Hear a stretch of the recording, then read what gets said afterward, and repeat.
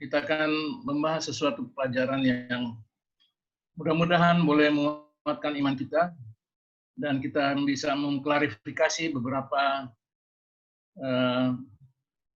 statement yang sempat saya saksikan dan nonton di video yang berkaitan dengan umat Advent.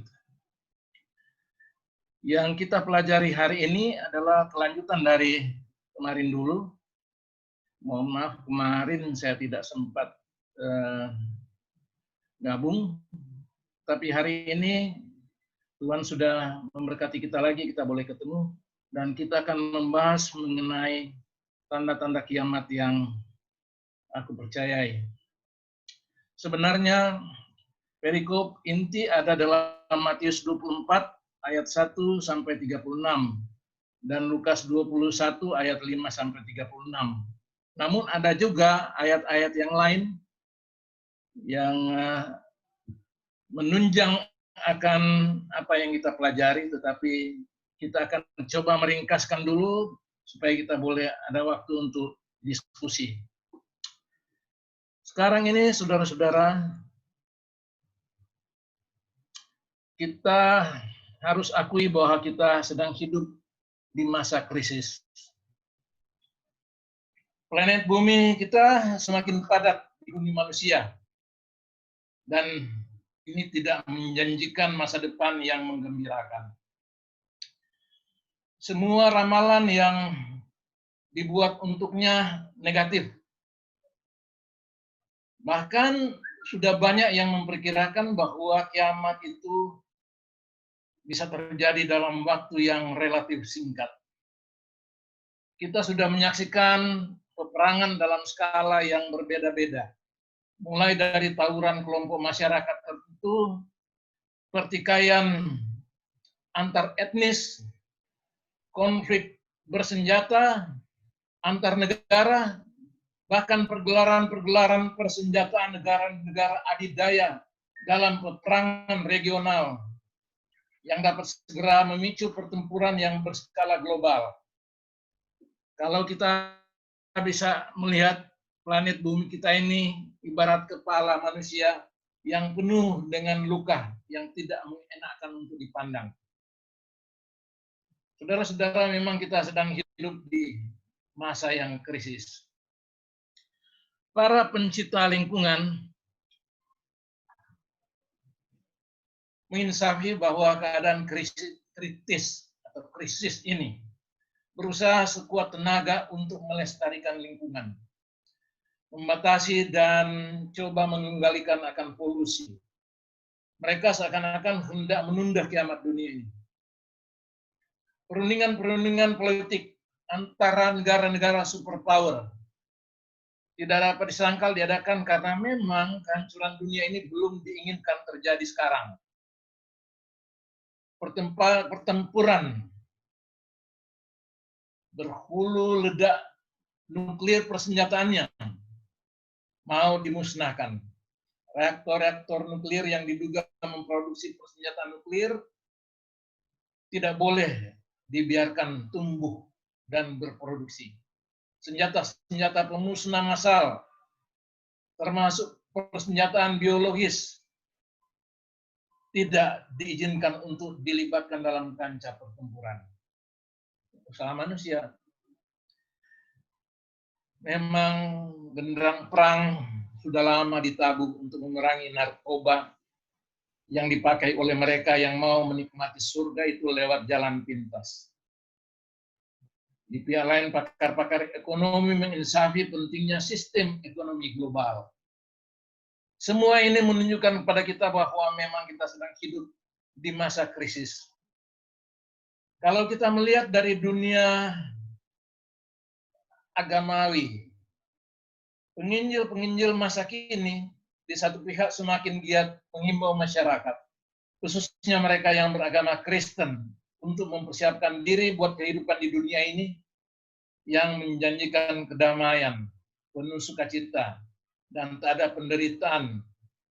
Namun di pihak lain telah muncul pemuka-pemuka sekte Kristen ekstrim yang seakan merusak dan merasuk dan menghipnotis pengikut-pengikutnya dengan pengajaran-pengajaran apokaliptisnya, sehingga mereka rela mengorbankan segalanya, bahkan nyawa mereka sekalipun, demi kesetiaannya kepada apa yang mereka imani.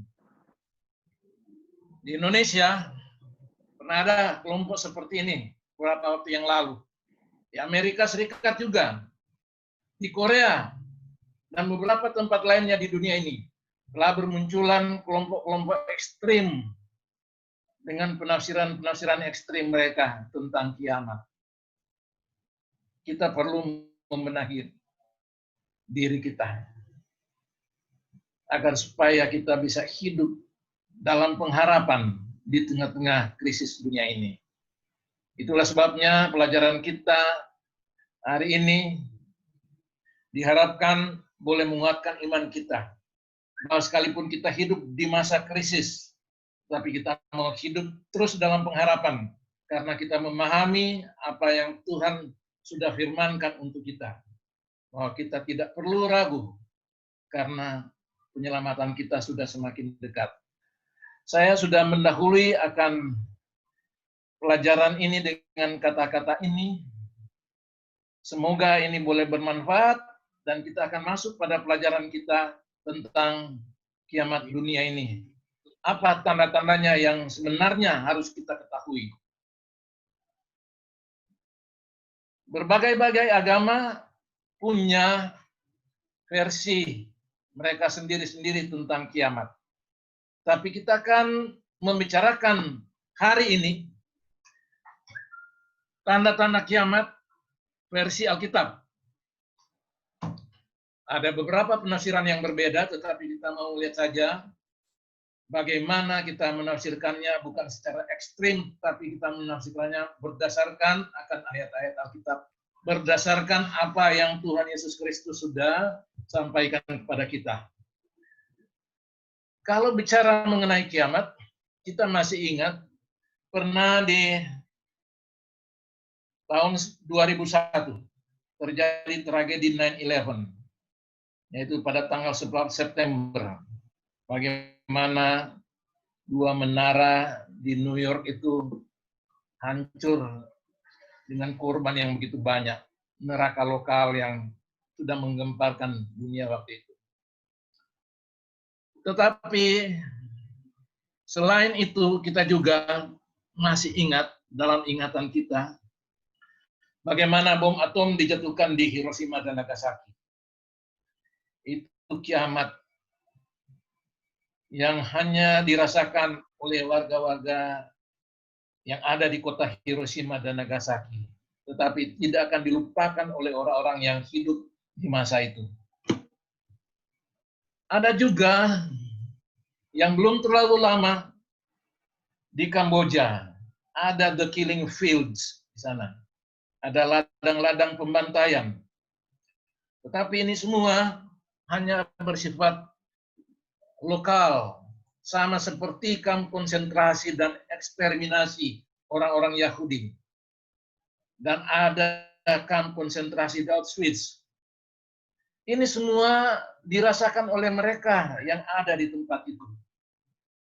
Tetapi pernah di Amerika Serikat, di Waco, Texas, ada sekelompok orang yang ikut akan David Forrest juga merasakan neraka. Pada markas mereka di Waco itu dijadikan bumi hangus. Mereka merasakan bagaimana siksanya neraka itu. Dan ada juga neraka yang terjadi dan dialami oleh pengikut-pengikut Jim Jones di Guyana, tepatnya di Jonestown di Guyana. Mereka rasakan bagaimana mengikut akan pemimpin karismatik mereka itu, dan diajak bunuh diri, mereka semua bunuh diri di Jonestown. Tetapi semua itu hanya bersifat lokal. Alkitab menyatakan akan ada kiamat yang bersifat global menurut Alkitab. Bumi ini akan diakhiri dan akan dibakar. Dan semua orang tahu bahwa apabila bumi ini dibakar, orang akan menyaksikan lautan api yang sekarang disebut-sebut orang sebagai neraka. Neraka ini real, neraka ini nyata, bukan satu ilusi atau fantasi, tetapi betul-betul digambarkan di Alkitab. Tempat di mana orang-orang jahat, tempat di mana orang-orang yang tidak mempercayai akan juru selamat, tempat di mana orang-orang yang percaya akan dusta iblis akan mati. Mati yang kedua menurut Wahyu 20 ayat 15 di neraka. Saudara-saudara, kita akan melihat tanda-tanda karena kita tidak tahu kapan kiamat itu akan datang. Dalam 2 Petrus 3 ayat 10 sampai 12, firman Tuhan hanya mengatakan, tetapi hari Tuhan akan tiba seperti pencuri. Pada hari itu langit akan lenyap dengan gemuruh yang dahsyat. Dan unsur-unsur dunia akan hangus dalam nyala api. Dan bumi dan segala yang ada di atasnya akan hilang lenyap. Tetapi jika segala sesuatu ini akan hancur secara demikian, betapa suci dan salehnya kamu harus hidup. Yaitu kamu yang menantikan dan mempercepat kedatangan hari Allah. Pada hari itu langit akan binasa dalam api dan unsur-unsur dunia akan hancur karena nyalanya. Tidak bisa kita sangkal bahwa akan ada kiamat global. Dan kalau kiamat global ini ada, maka kita harus mempersiapkan diri kita karena kita tidak tahu itu kapan terjadi. Saya ingin membahas apa Tuhan Yesus sampaikan kepada murid-muridnya tentang kiamat dunia, tapi saya minta host tolong diaktifkan akan screen sharing supaya dari tadi saya bisa tampilkan akan pelajaran kita. Kalau bisa ini segera ditampilkan. Kalau hanya diperkecil saya tidak bisa melihat akan tombol untuk share screen sharingnya. Bisa, Sir. Coba. Coba di-share. Soalnya dari tadi tidak bisa di-share itu. Karena hanya gambar kecil yang saya bisa lihat di sini.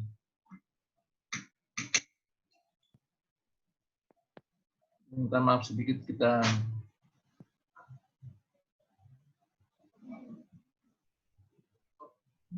saya mau berusaha supaya bisa ada itu gambar-gambar kita yang bisa kita lihat.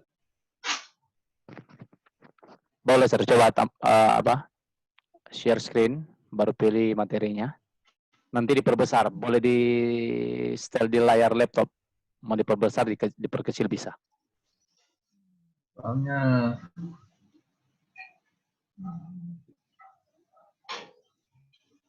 bentar ya, saya lagi atur di sini.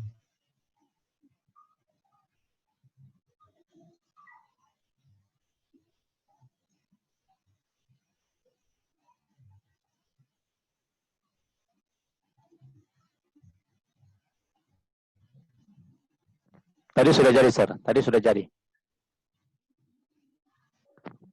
Tadi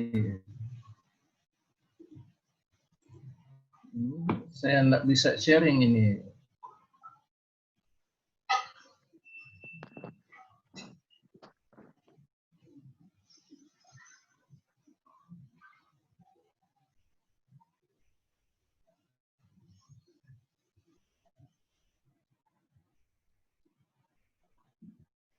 Maaf, kita terhambat sedikit ya.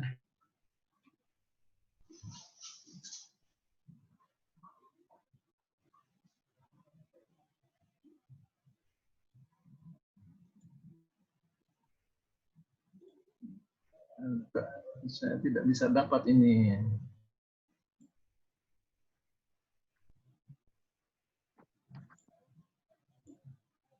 Jadi mungkin materinya dibuka dulu, Sir, baru di share screen. Cari share screen, tapi materinya di PowerPoint-nya dibuka dulu.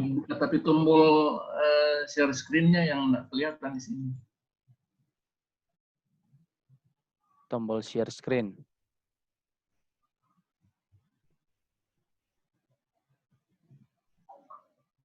Bisa, Sir? Coba lihat.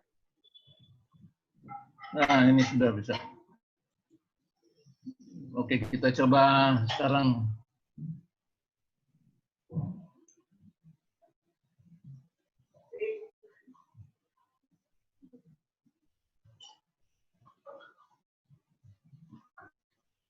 Oke. Bisa di full screen, sir. Di full screen bisa. Preview.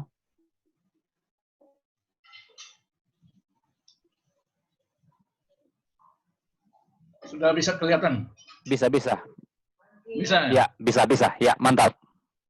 Oke, jadi tadi saya sudah bicarakan mengenai tragedi ini. Nah,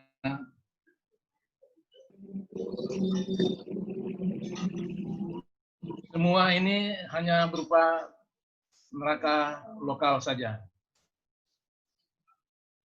Tetapi kita menantikan satu kiamat global yang akan terjadi, dan kita mengharapkan kita disiapkan untuk menghadapi semua ini. Karena hari Tuhan itu akan tiba tanpa kita duga-duga.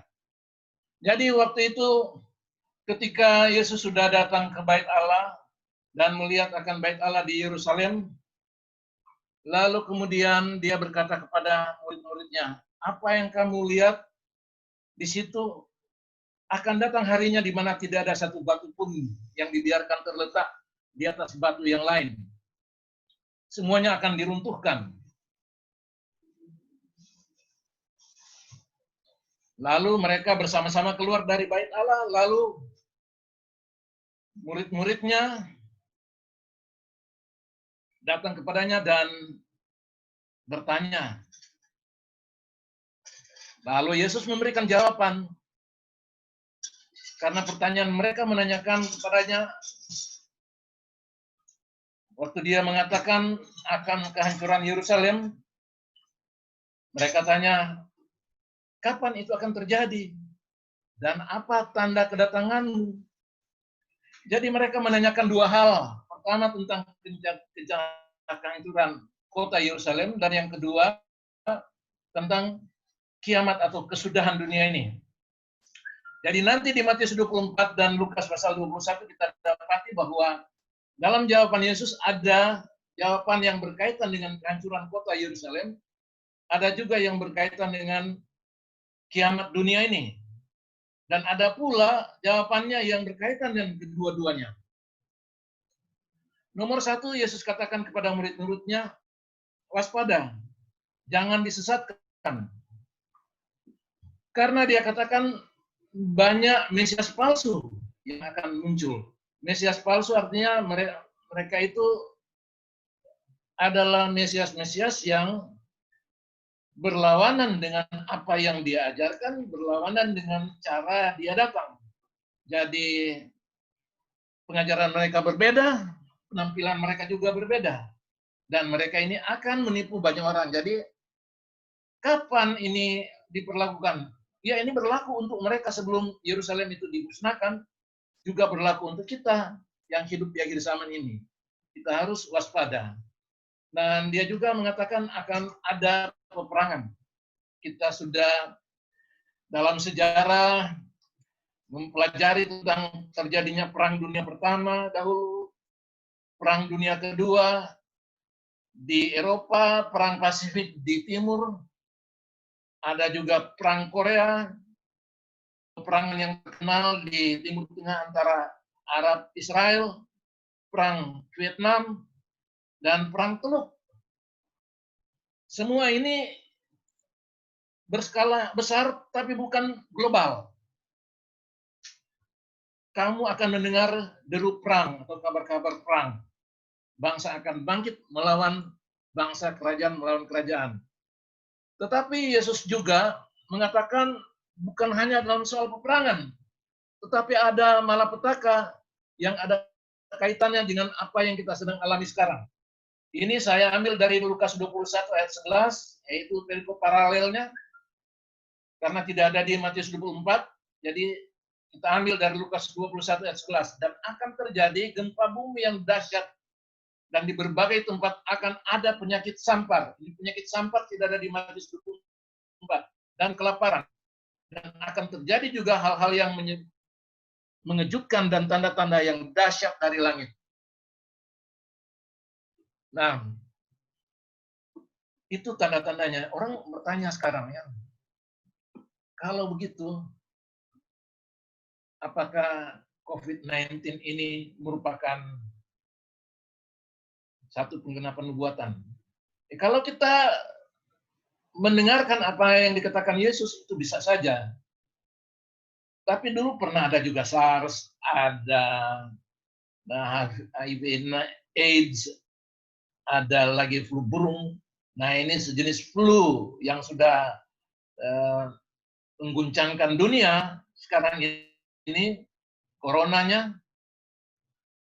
Tapi bukan cuma itu, Yesus katakan akan ada penganiayaan. Jadi bukan cuma masalah kesehatan, masalah yang menyangkut segi biologis, tetapi ada penganiayaan. Kamu dikatakan oleh Yesus akan diadili. Bahkan ada yang dieksekusi. Tapi semuanya itu oleh karena namaku. Jadi semua ini akan terjadi. Kita ditangkap, dikatakan di sana, dihadapkan kepada pengadilan karena nama Kristus. Tapi dia katakan itu akan menjadi kesempatan bagimu untuk bersaksi. Menurut Lukas dalam Injil Lukas 21 ayat 13, mengutip perkataan Yesus. Jadi Yesus sudah kasih tahu, nggak usah takut, dia akan menyertai kita. Jadi yang lebih celaka ini, Lukas mengatakan kamu akan diserahkan oleh orang tuamu, saudara-saudaramu, kaum keluargamu, sahabat-sahabatmu, dan beberapa di antara kamu akan dibunuh, dan kamu akan dibenci oleh semua orang.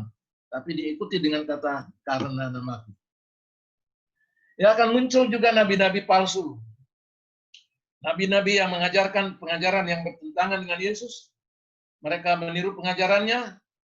Mereka ini memasukkan pengajarannya, memasukkan kedatangan Yesus. Sehingga banyak orang yang akan mendurhaka dan kasih menjadi dingin karena pengajaran dari nabi palsu ini. Tapi nanti sebentar kita akan melihat, kita ambil semua dulu apa yang Yesus katakan. Injil akan diberitakan ke seluruh dunia. Orang dari dulu pikir-pikir bagaimana Injil mau diberitakan ke seluruh dunia. Hari ini kita sedang menggenapi akan buatan dari Yesus ini. Bahwa Injil diberitakan ke seluruh dunia. Teknologi modern ini, dengan kecerdasan yang sudah sedemikian majunya, secara artifisial, sudah kita rasakan akan dampak positifnya sekarang. Saya bisa berbicara sekarang di sini, tapi seluruh dunia bisa mendengarkan saya kalau kita link ke seluruh dunia. Setiap hari Minggu, kita bisa didengarkan di Manado, Jakarta, di seluruh Indonesia, di Korea, di Filipina, di Amerika Serikat, dan beberapa pelosok yang lainnya. Dan ini menjadi real, karena Injil perlu diberitakan ke seluruh dunia, menjadi kesaksian bagi semua bangsa. Nah, ini satu, lain lagi. Yesus mengatakan kepada murid-muridnya, kalau kamu melihat kota Yerusalem dikepung oleh tentara, kalau kamu melihat peminasa keji berdiri di tempat kudus, nah, yang satu dikatakan oleh Lukas, yang satu disebutkan dalam Injil Matius. Kamu harus tinggalkan Yerusalem, tapi berdoa supaya pelarianmu jangan jadi pada hari Sabat atau musim dingin. Orang-orang Kristen yang memperhatikan akan apa yang Yesus katakan ini, orang-orang Kristen di sana, di Yudea, mereka sudah menyingkir, sebab terjadi diaspora pada waktu itu. Karena apa yang Yesus katakan betul-betul terjadi. Tahun 70, Yerusalem dihancurkan. Dan bait suci di Yerusalem juga dihancurkan oleh Jenderal Titus. Tetapi tidak ada orang Kristen yang binasa oleh karena mereka memperhatikan akan apa yang Yesus katakan. Kalau kita aplikasikan untuk kita di akhir zaman ini, kalau kita memperhatikan apa yang Yesus katakan, kita pasti tidak akan mengalami akan kebinasaan itu. Kita tidak akan mengalami neraka yang akan menghanguskan dunia ini. Tapi kita akan dia bawa ke tempat yang dia sudah sediakan. Ini Lukas yang mengatakannya, tidak ada di Injil Matius, jadi kita ambil dari Lukas 21 ayat 20. Yang ini dikatakan oleh Yesus dan dicatat oleh Matius dalam Injilnya.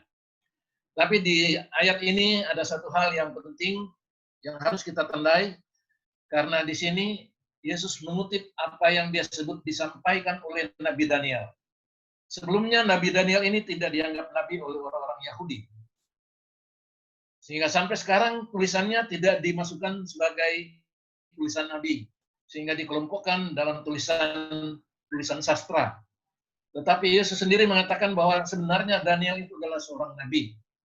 Dan memang kalau berbicara tentang akhir dunia ini, banyak hal yang sudah dituliskan oleh Daniel sebagai seorang nabi. Karena Tuhan memberikan kepadanya penglihatan dan mimpi. Jadi kita kalau memperhatikan akan apa yang dikatakan oleh Yesus, kita pasti selamat.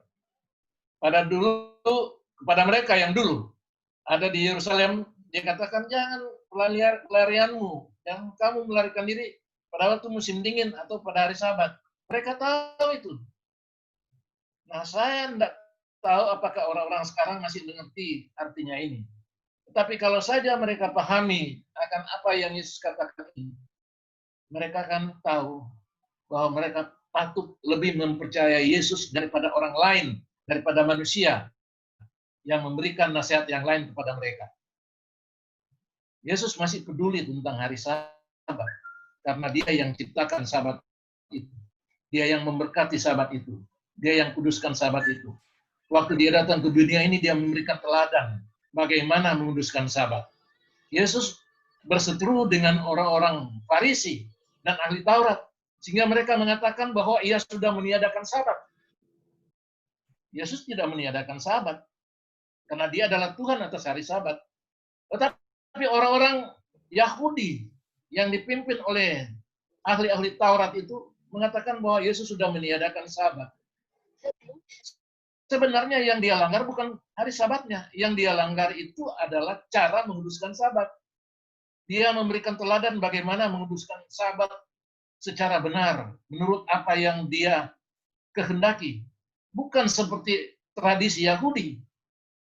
Jadi karena dia mengajarkan pengajaran yang bertentangan dengan pengajaran mereka, jadi orang-orang Yahudi di bawah pimpinan para ahli Taurat mengatakan Yesus melanggar Sabat. Yesus meniadakan Sabat. Ini saja pada waktu dia berada di Bukit Zaitun bersama murid-muridnya, sesudah menyelesaikan pelayanannya di dunia ini, dia masih memberikan nasihat. Jangan pelarianmu terjadi pada hari Sabat. Dia masih mempedulikan Sabat, karena dia adalah Tuhan atas hari Sabat. Orang-orang boleh mengatakan bahwa Sabat itu sudah tidak dipakai. Tetapi coba dibaca seluruh Alkitab, bahwa Sabat itu bukan sekedar ritual Yahudi. Sabat itu adalah perintah Tuhan.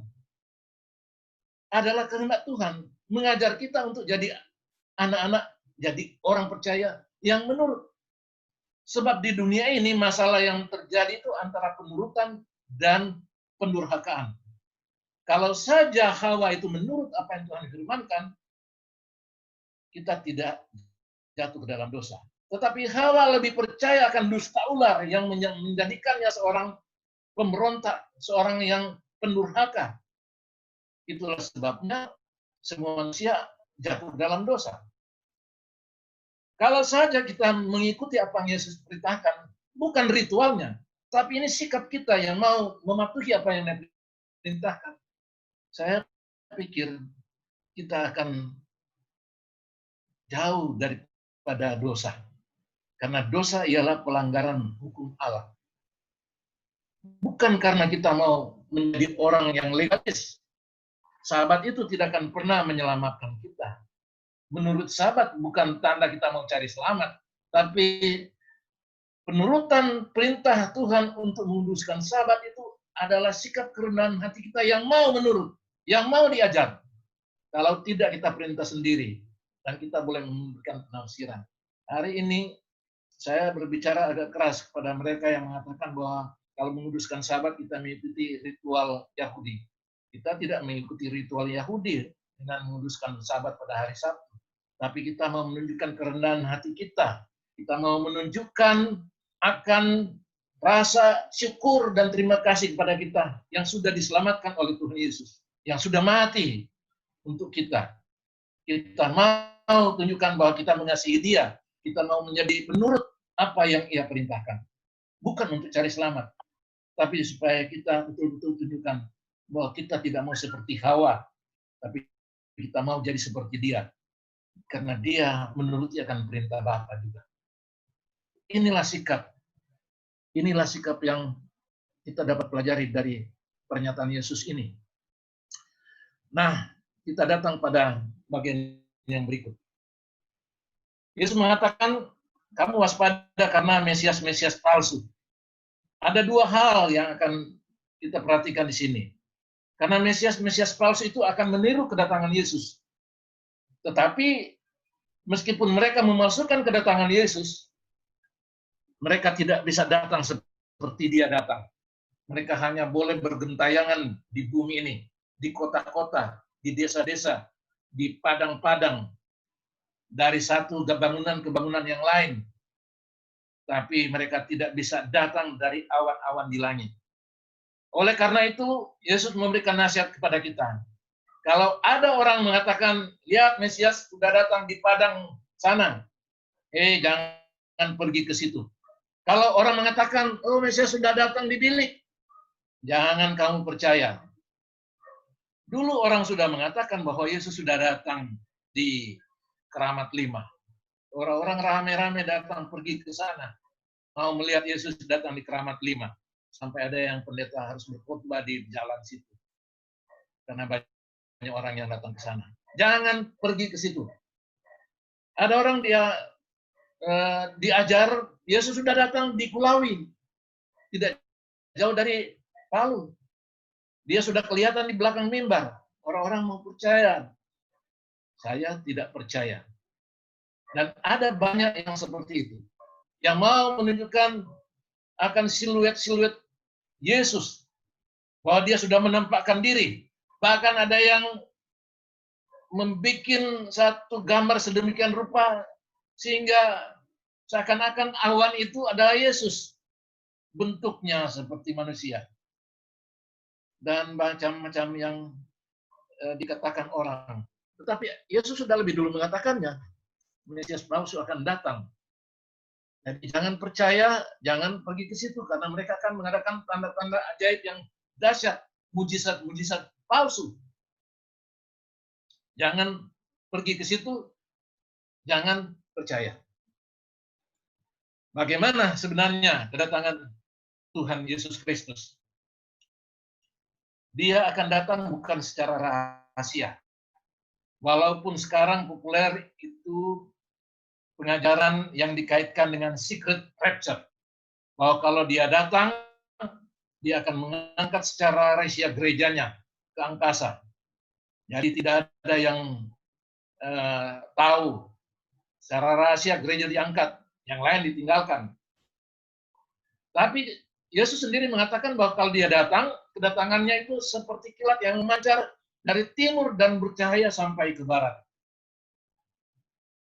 Semua orang akan melihat dia. Kalau sekarang cuma satu matahari saja sudah menyinari setengah bumi. Jadi apa yang disinari matahari itu jadi siang. Tapi yang tidak kena cahaya matahari itu gelap. Tapi kalau Yesus datang, kemuliaannya melebihi satu matahari. Boleh kita katakan begitu banyak cahaya yang lebih kuat dari cahaya matahari kita. Sehingga di belakang bola bumi ini akan menjadi terang. Dan tidak ada yang gelap. Karena semakin lama dia semakin dekat, dan bumi kita ini juga berputar pada sembunyinya. Sehingga tidak ada tempat yang tidak akan melihat Yesus kalau ia datang dalam kemuliaan. Dia datang dalam kemuliaan Bapa, dia datang dalam kemuliaannya, dia datang dengan kemuliaan semua malaikat. Jadi tidak ada itu pengangkatan rahasia atau secret rapture. Jadi Yesus tidak mengajarkan secret rapture yang nanti populer belum lama ini. Tapi kalau kita percaya apa yang Yesus katakan, berbahagialah kita. Karena kalau dia datang cuma satu kali, dia datang kembali. Bukan dua kali. Kedatangannya kedua kali itu adalah satu kali. Dalam kemuliaan. Bukan datang mengangkat secara rahasia, baru 7 tahun kemudian balik lagi. Dia satu kali mengangkat semua gereja, dan kemudian membawa mereka ke surga, karena awan atau langit itu sama dengan surga. Lalu kemudian yang di bumi ini akan mati semua, karena tidak tahan melihat kemuliaannya. Tidak ada yang hidup. Tapi saudara-saudara, sekarang ini banyak pengajaran-pengajaran yang tidak mempercaya apa yang Yesus katakan. Lebih percaya apa teori penafsiran manusia. Tapi kita terus dulu sebelum kita perbincangkan, karena Yesus mengatakan ada juga tanda-tanda di langit. Tanda-tanda pada matahari, bulan, dan bintang, itu semua sudah terjadi beberapa abad yang silam. Jadi kita tidak membahas lebih jauh di sini. Akhir-akhir ini kita melihat apa yang dibilang blue moon, red moon, dan segala macam itu. Kita tidak akan bicarakan itu. Itu sudah nanti kita bisa khotbahkan sendiri, karena kita sudah tahu apa yang pernah terjadi dahulu. Tapi kita akan melihat satu ini, karena ini yang agak relevan dengan kita, yaitulah tentang deru dan gelora laut. Inilah yang saya bisa tafsirkan sebagai tsunami. Siapa yang tidak ingat akan apa yang terjadi ketika tsunami melanda akan Aceh dan negara-negara di pantai selatan Asia dan Afrika bagian timur. Tsunami juga sudah melanda akan Jepang. Semua tahu bagaimana tragedi ini terjadi. Dan banyak juga di tempat lain terjadi tragedi tsunami. Tapi yang paling berkesan pada kita, apa yang terjadi di Aceh dan di Jepang. Saudara-saudara, semua ini sudah dikatakan oleh Yesus.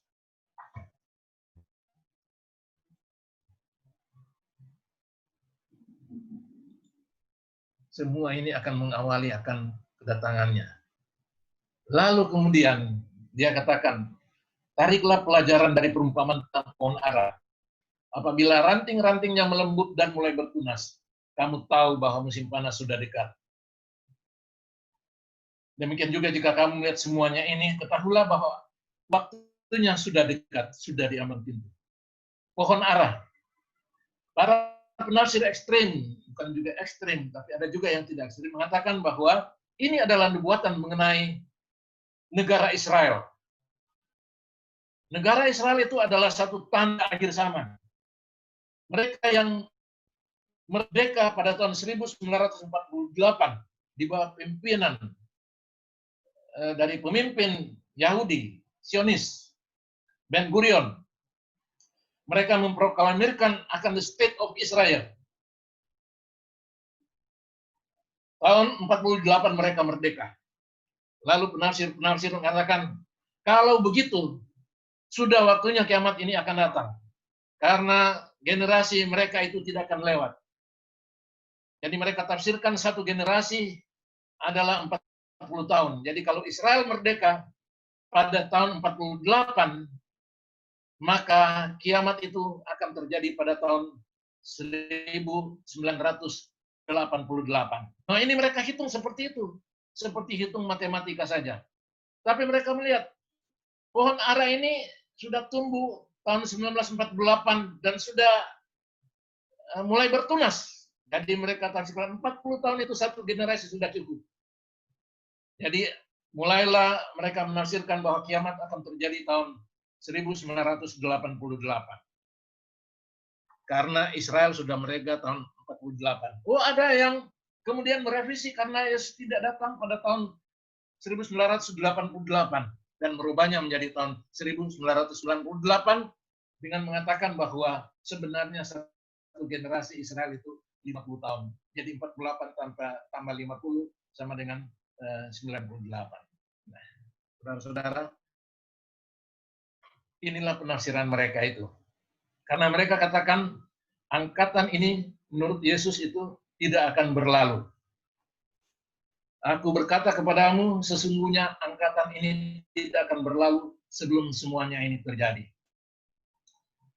Angkatan yang dikatakan oleh Yesus itu ada kaitannya dengan angkatan yang sedang ada di kalangan orang-orang Yahudi. Yesus sebenarnya tidak mengharap dia harus datang ribuan tahun lagi. Dan mereka juga yang ada di zaman Yesus itu yakin bahwa dia akan segera kembali pada waktu mereka masih hidup. Tetapi ini semua tidak terjadi pada waktu itu. Karena nubuatan itu bersyarat atau bagaimana nanti kita tafsirkan. Tetapi Yesus tidak datang sesuai dengan apa yang mereka harapkan. Sehingga ada yang mengatakan, oh Yesus itu pembohong. Lihat, tidak jadi apa yang dia katakan. Tapi angkatan yang bagaimana sebenarnya ini?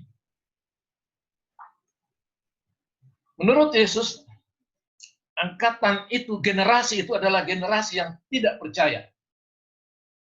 Generasi ini akan tetap ada sampai dia kembali. Jadi dia akan kembali, angkatan atau generasi yang ada pada waktu dia datang adalah generasi yang tidak percaya. Ini juga adalah generasi atau angkatan yang jahat dan tidak setia. Ini satu tamparan yang keras untuk kita semua, yang termasuk kita yang mendengarkan ini. Ini akan ada angkatan yang tidak percaya dan yang sesat. Angkatan yang tidak setia dan berdosa. Angkatan ini tidak akan berlalu sebelum semuanya ini terjadi. Jadi jangan harapkan. Ada yang mengatakan dunia akan semakin baik. Itulah sebabnya Yesus akan datang pada saat dunia ini sudah jadi baik. Post millennium. Tetapi sebenarnya angkatan yang jahat ini tidak akan berlalu. Angkatan yang tidak percaya, angkatan yang sesat, tidak akan berlalu. Yang berlalu itu bumi. Tapi firman-Nya tidak akan berlalu. Dan angkatan yang jahat ini akan ada terus waktu Yesus datang. Nah, ini yang lagi rame. Hari dan saat hanya Bapa yang tahu, malaikat-malaikat tidak tahu, anak tidak tahu. Lalu mereka bilang, Yesus itu lebih rendah dari Bapa. Karena tentang kedatangannya, cuma Bapa yang tahu. Yesus tidak mengatakan, aku tidak tahu. Yang dia katakan, anak itu tidak tahu. Karena dia sebagai Allah, dia tahu. Tetapi dalam keadaannya sebagai anak manusia, dia mau katakan dia tidak tahu. Kalau dia katakan, aku tidak tahu, nanti dia berbohong. Sebab dia adalah Allah yang jadi manusia. Tapi kalau dia dikatakan anak, tidak tahu karena anak ini itu mengartikan anaknya, anak dalam keadaan kemanusiaannya. Dan hanya Bapa yang tahu. Tapi manusia sekarang lebih pintar dari Yesus. Yesus yang mengatakan anak tidak tahu, banyak penafsir yang mengatakan mereka tahu. Sehingga mereka mulai menentukan hari kedatangan Yesus, hari kiamat itu. Dan saya menampilkan di sini karena saya memotong sebagian dari apa yang disampaikan oleh Pendeta Ezra Soru. Pendeta ini begitu berapi-api menerangkan tentang mereka-mereka yang menentukan tanggal kedatangan Yesus. Mereka itu semua dia ambil satu persatu sampai dengan yang terakhir. Kalau kita tampilkan semuanya, itu banyak. Dan saya ini mengatakan, saya harus angkat jempol saya untuk presentasi dari Pendeta Ezra Soru yang sudah menampilkan ini orang-orang yang sudah menentukan tanggal kedatangan Yesus kembali. Cuma hari ini saya mau meluruskan. Dan kalau Pendeta Ezra Soru bisa mendengarkan apa yang saya katakan, nah tentunya dia tidak akan keberatan untuk merevisi apa yang dia katakan. Oleh karena semua yang dia katakan itu ada kebenarannya. Tetapi saya khawatir nanti dengan satu hal ini yang dia sebutkan yang berkaitan dengan William Miller dan Ellen G. White, itu akan menyebabkan yang lain-lain yang dia sampaikan itu akan dianggap orang tidak akurat juga. Karena coba kita lihat apa yang dia sampaikan ini. Karena saya potong itu. Tapi saya memuji dia bisa membawakan materi yang begitu bagus, dan Anda boleh nonton itu di siaran lengkapnya. Kita ambil yang ini. Pada tahun 1843, William Miller, ini fotonya. Ini sendiri Advent. Bosnya Advent ini mukanya. Ya. 1843, dia meramal Tuhan Yesus akan datang. Persisnya 21 Maret 1843. Tuhan Yesus akan datang. 1843, 21 Maret. Ternyata Tuhan Yesus tidak datang. Penerus dari William Miller namanya Ellen G. White. Dia tidak belajar dari pengalaman bosnya, tapi dia malah ikut meramal lagi. Ya, dan dia bilang, tidak, bukan 1843, tapi 1844. Bos salah itu kurang setahun. 1844, Tuhan Yesus datang. Tepatnya 22 Oktober 1844. Dan 22 Oktober 1844, Tuhan Yesus tidak datang juga. Dan setelah itu mereka masih meramal. Lalu ada aliran yang paling banyak meramal. Tapi saksi Yehova ini mewarisnya dari Advent. Advent ini lebih tua dari saksi Yehova. Charles Russell, pendiri saksi Yehova ini dulunya mantan orang Advent. Karena itu dia suka. Baik. Ada beberapa hal yang saya mau sebutkan di sini. Pertama, Ezra Soru salah dalam mengatakan bahwa William Miller itu bos Advent. Dia bukan pendiri Advent. Dia itu adalah seorang baptis dari gereja baptis. Dia itu penceramah dari gereja baptis. Dia bukan bos Advent, bukan dari gereja Advent. Gereja Advent belum ada. Gereja Advent nanti diorganisir tahun 1863. Nah ini kalau kita punya data yang akurat, yang dapat dipertanggungjawabkan, bawa itu. Jangan mengambil dari sumber-sumber yang tidak dapat dipertanggungjawabkan. Kalau ingin menyampaikan sesuatu yang bagus, ambil itu dari sumber yang primer. Nah, ini yang kekurangannya. William Miller itu bukan orang Advent. Dia adalah seorang dari gereja baptis. Dia itu adalah evangelis dari gereja baptis. Dia memang memberitakan tentang kedatangan Yesus yang kedua kali. Tapi coba pelajari kenapa sampai dia menentukan tanggal yang seperti itu.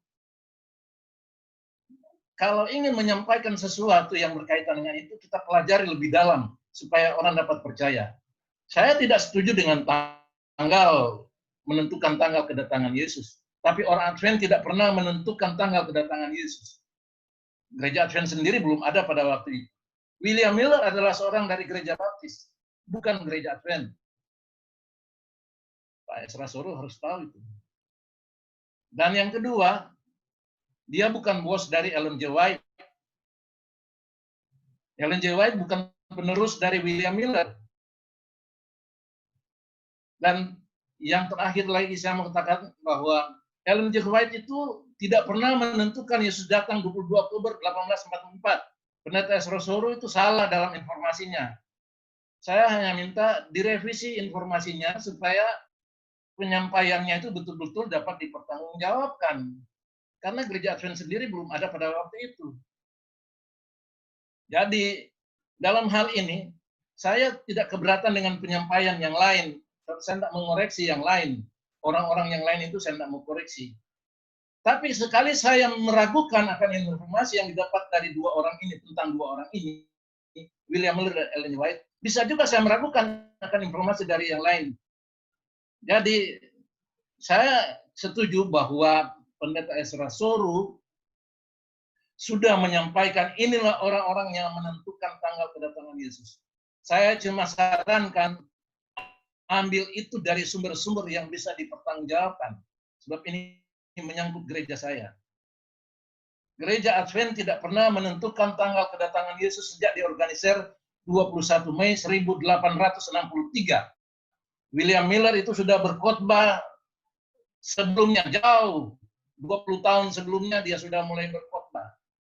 Dan dia mengkhotbahkan itu kedatangan Yesus seperti yang Pendeta Esrosoro katakan, 1843 dia datang. Ya siapa itu? Dia itu, William Miller, seorang penceramah dari gereja baptis. Banyak orang yang percaya kepadanya, tapi kecewa juga. Tapi bukan Ellen White yang menentukan 22 Oktober 1844 sebagai kedatangan Yesus. Orang lain. Saya mau tugaskan Pendeta Esrosoro untuk cari tahu siapa. Saya sudah tahu siapa orangnya. Kalau mau tanya ke saya, hubungi saya tahu, saya kasih tahu.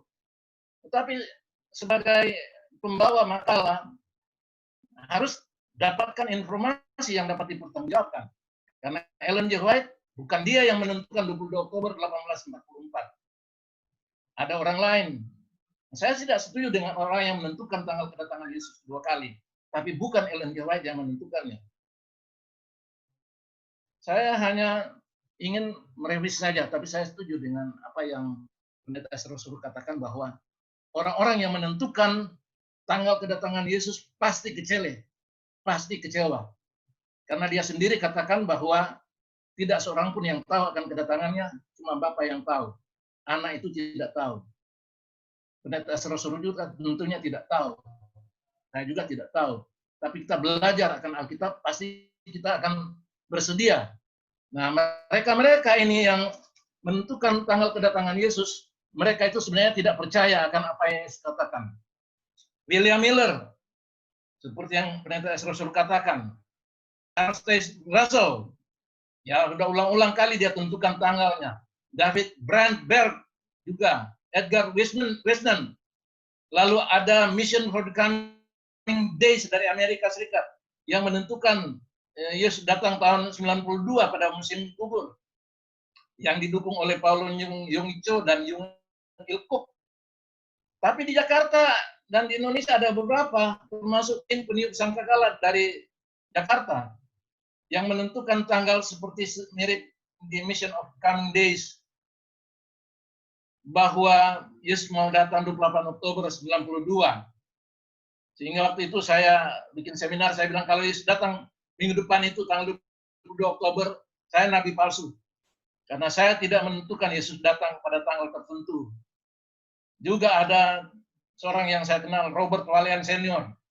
Dia bilang Yesus mau datang pada tanggal 28 Oktober 1998. Orang Nado juga. Tapi Yesus tidak datang. Biarpun dia ditunggu-tunggu di Gunung Salak, Yesus tidak datang juga. Ya sama seperti Peter Condro juga.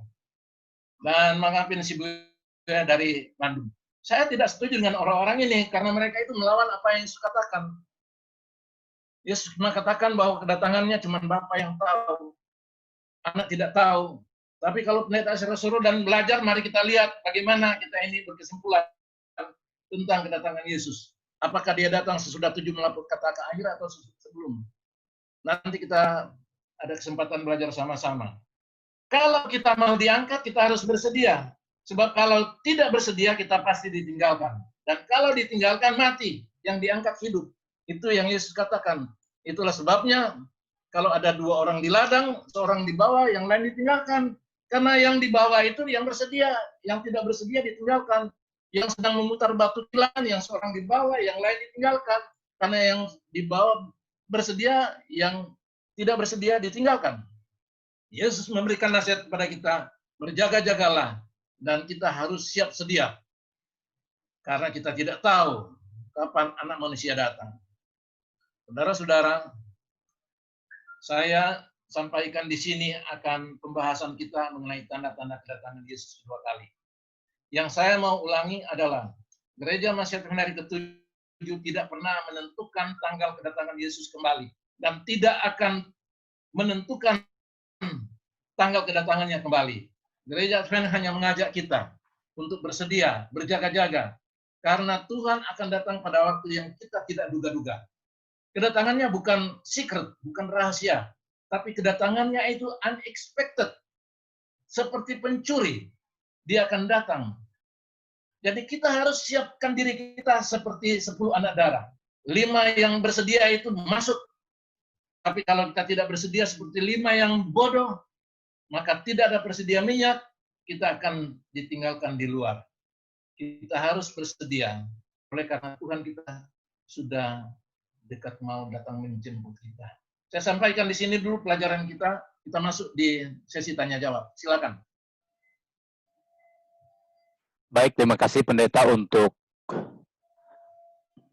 materi yang begitu baik yang sudah kita dengarkan bersama. Ada pertanyaan yang masuk ini dari Pendeta Renly Suling. Di pertanyaan seperti ini. Pada saat ini, ada banyak yang mulai meninggalkan kota, meninggalkan pekerjaan yang sebenarnya masih bisa dipakai untuk pelayanan bagi orang banyak. Namun memilih pergi tinggal di desa-desa untuk country living. Beberapa alasan karena ingin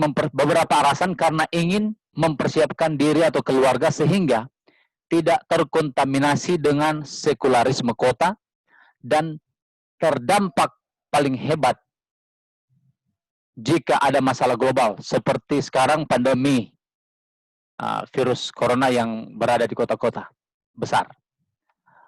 Tanpa menghakimi pilihan setiap pribadi dan keluarga, seperti apa pandangan gereja tentang country living dihubungkan dengan akhir zaman? Jika memang harus country living, kapan harus dilakukan? Apakah nanti UUHM atau harus dilakukan secepatnya? Bagaimana dengan penginjilan kota jika kita semua sudah memilih tinggal di desa?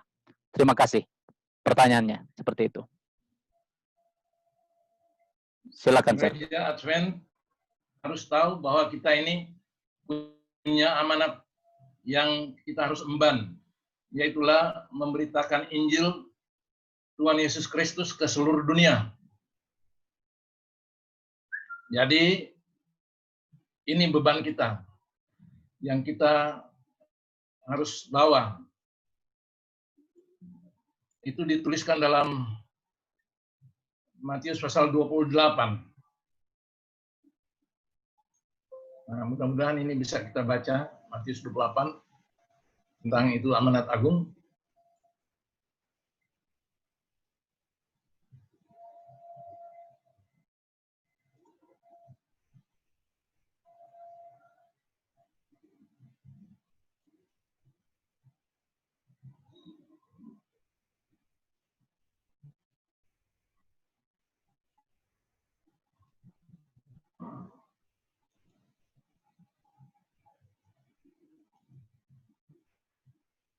Jika ada pertanyaan sebentar bagi saudara-saudara boleh di raise hand. Sudah ini. Silakan lanjutkan, Sir.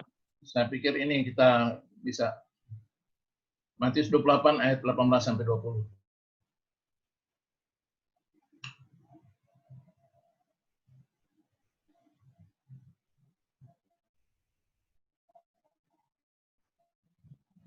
Oh, ada kesalahan sini.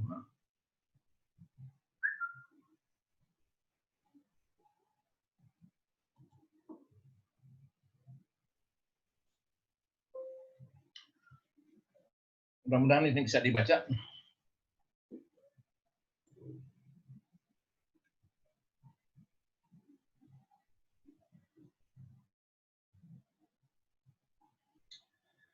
Yesus mendekati mereka dan berkata, kepadaku telah diberikan segala kuasa di sorga dan di bumi, karena itu pergilah, jadikanlah sekalian semua bangsa muridku dan baptislah mereka dalam nama Bapa dan Anak dan Roh Kudus. Dan ajarlah mereka melakukan segala sesuatu yang telah kuperintahkan kepadamu. Dan ketahuilah aku menyertai kamu senantiasa sampai kepada akhir zaman. 1. Kita ini punya misi untuk memuridkan bangsa-bangsa supaya mereka melakukan apa yang diperintahkan Tuhan untuk dilakukan. Yang percaya itu dibaptis. Nah, jadi kita ini punya tugas menginjil. Apa tujuan kita untuk hidup di pedesaan atau pedalaman atau di tempat terpencil? Kalau tujuan kita hanya untuk kita supaya hidup sehat, itu tidak selaras dengan perintah Injil. Karena kita cuma mementingkan diri sendiri. Kalau kita tidak selfish, kita akan lakukan amanat agung. Tapi kalau kita selfish ini, demi kepentingan kita harus pergi hidup di sana. Saya pikir itu tidak kena.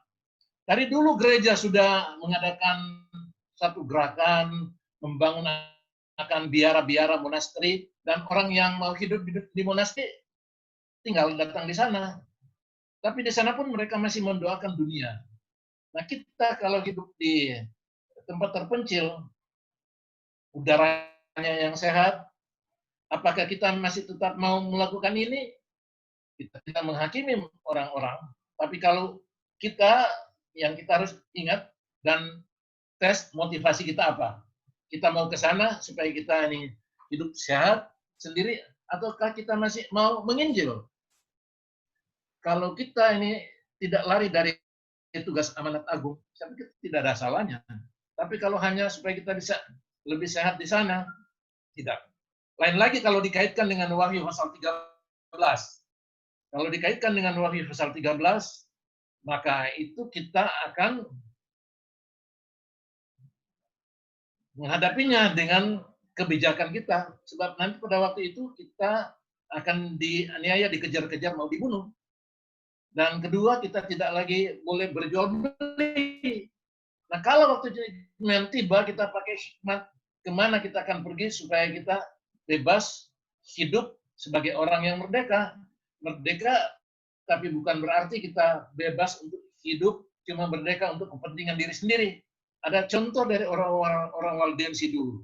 Walaupun mereka hidup di tempat terpencil, tapi mereka itu ambil kesempatan kalau turun ke kota, mereka itu bawa lembaran-lembaran Alkitab yang dirobek dan memberitakan Injil sambil melaksanakan bisnis dagang mereka.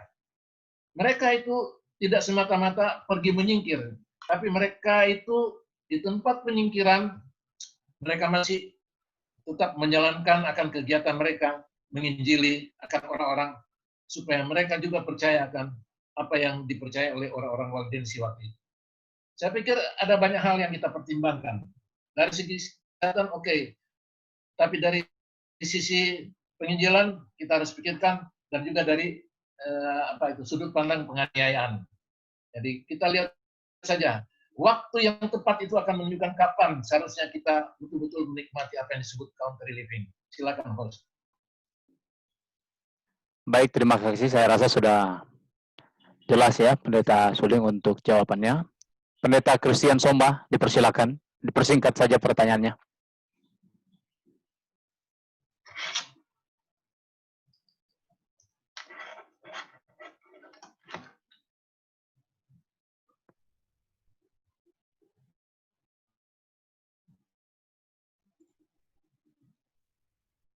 Silakan, Pendeta. Jika ada pertanyaan yang lain lagi, boleh di raise hand ya.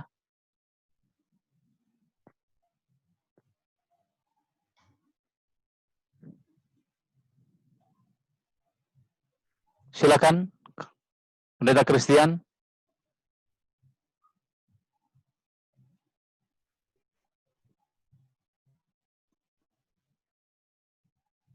Oke, kita berikan kesempatan yang lain jika ada pertanyaan. Dipersilakan.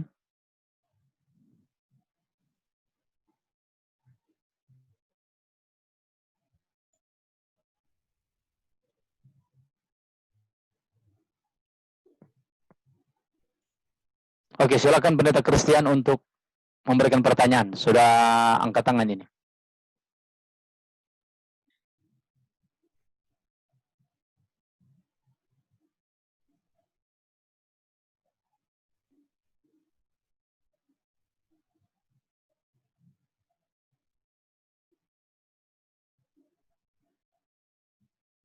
Oke. Mungkin kita ke yang lain aja dulu. Dipersilakan bagi saudara-saudara yang memiliki pertanyaan, boleh langsung aktifkan mute-nya ya. Dipersilakan.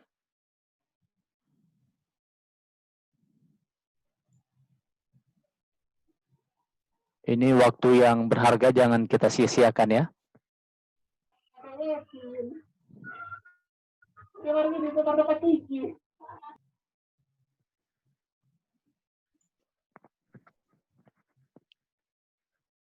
Oke, silakan. Christian.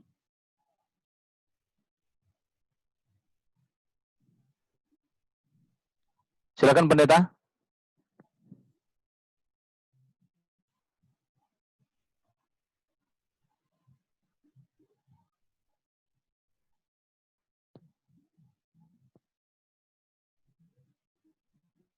Sepertinya belum ada pertanyaan sore ini. Sepertinya sudah sangat jelas ya.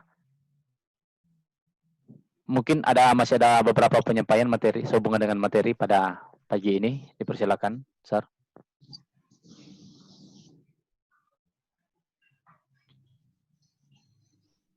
Oke, sudah masuk ini. Dr. Peter Kuno, dipersilakan, Sir. Baik, terima kasih, Pendeta. Sir Linturan, kita mau bertanya dari hal tanda-tanda khusus di bidang agama, Pendeta. Di bidang agama. Kita pelajari mulai dari Daniel pasal 2. Memang tadi belum dijelaskan, sempat disinggung saja. Kita hubungkan dengan pernyataan Yesus, yang tadi juga sudah disinggung, bahkan sampai ke Wahyu. Ini masih pandangan kita ya, Sir Linturan, pandangan kita, sekaligus kita minta ini supaya bisa diklarifikasi. Kalau dari yang kita pelajari, Pendeta Linturan, Daniel pasal 2, kalau menurut yang kita pahami, itu merupakan salah satu nubuatan yang menurut kita justru sangat lengkap sampai kedatangan Tuhan. Ada satu bagian yang seringkali kita lewatkan dalam nubuatan Daniel 2 khususnya, ketika kita berbicara setelah perut dan pinggang. Di bagian pertama Daniel menyebut paha, walaupun nanti kemudian ketika dia menerjemahkannya terkait dengan kepada raja, langsung ke kaki dan besi dan tanah liat. Dan saya dapat itu sesuai dengan nubuatan yang kita pelajari, itu adalah Roma. Tapi karena Roma adalah dua bagian, paha kiri dan kanan, saya dapat itu ada perpecahan kan, Roma Timur dan Roma Barat.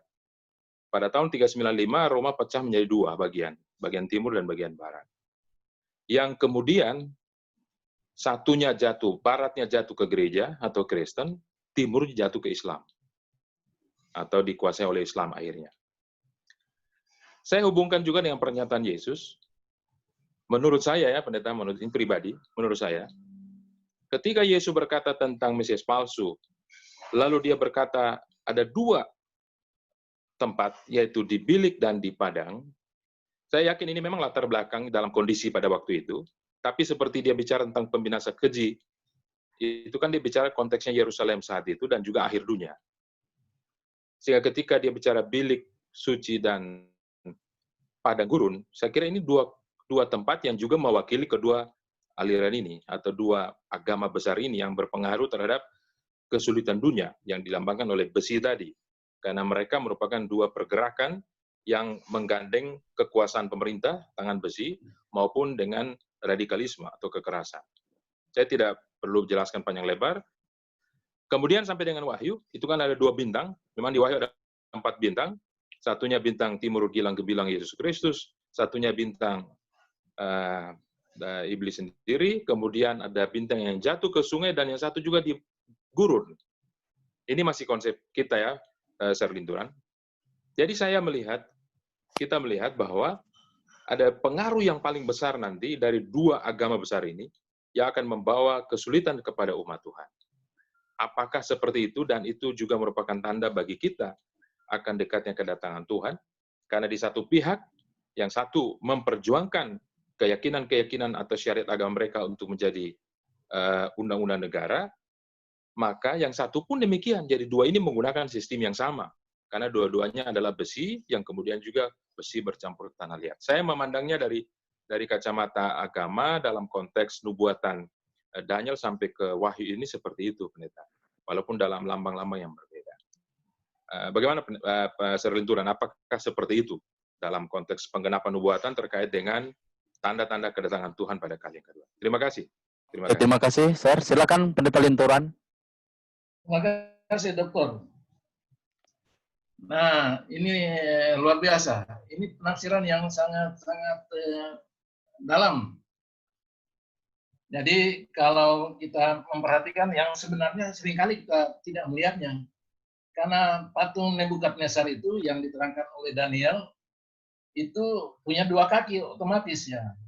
Jadi kepala emas dengan dada dan lengan perak, perut tembaga, tapi waktu datang di paha itu besi. Sebelum dia jadi, jari-jari kaki besi bercampur tanah liat. Nah, kerajaan Babilonia itu jatuh, digantikan oleh kerajaan yang kedua, yaitu Media Persia. Kerajaan Media Persia jatuh, diganti oleh kerajaan Yunani, kerajaan yang ketiga. Kerajaan Yunani yang ketiga ini jatuh, digantikan oleh kerajaan yang keempat, kerajaan Roma. Tapi kerajaan Roma ini tidak jatuh ke kerajaan dunia berikutnya. Dia itu pecah menjadi Roma Timur dan Roma Barat. Nah, ini yang seringkali pendeta-pendeta nggak saksikan dan dalami. Tapi saya tadi sangat terkesan.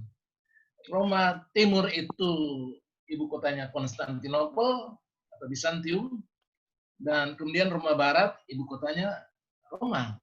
Nah, itu menjadi pusat kekuatan, 2 kekuatan agama yang besar pada waktu itu, yaitulah Roma, kekuatan dari kekristenan, dan kemudian Konstantinopel ini, Bizantium, jadi kekuatan dari agama yang lain. Jadi 2 kekuatan agama besar waktu itu. Sehingga kalau terjadi perang waktu itu disebut perang salib, ada perang Sabel, 2 kekuatan silih berganti untuk menguasai. Dan sampai sekarang itu kalau dikaitkan dengan buku Wahyu, menurut penafsiran dari Dr. Peter Kuno, itu ada kaitannya dengan bintang yang disebutkan dalam kitab Wahyu itu. Ya, ada kaitannya dengan peniupan sangkakala. Tapi pagi ini kita tidak akan terlalu jauh ke sana. Tapi penafsiran ini itu kalau didalami, ya memang kita akan melihat 2 kekuatan yang mempengaruhi dunia sekarang. Sehingga tidak heran ada orang-orang yang memberikan penafsiran bahwa antikristus akan datang dari 2 kekuatan ini. Nah, itu penafsiran orang ya, boleh-boleh saja, itu sah-sah saja. Nah, tentu saja ini akan berbeda dengan penafsiran historisis itu. Yang lain. Kalau dari gereja Advent sendiri kita punya 6 varian penafsiran mengenai ini. Nah, itu ada dalam majalah ministry waktu lalu, tapi bukan di sini saya sampaikan itu. Itu ada penafsiran dari Uriah Smith, sudah mulai, lalu kemudian terakhir itu dari Jan Paulus dengan Ranko Stefanovic, ada juga dari Maxwell sebelumnya, dan ada dari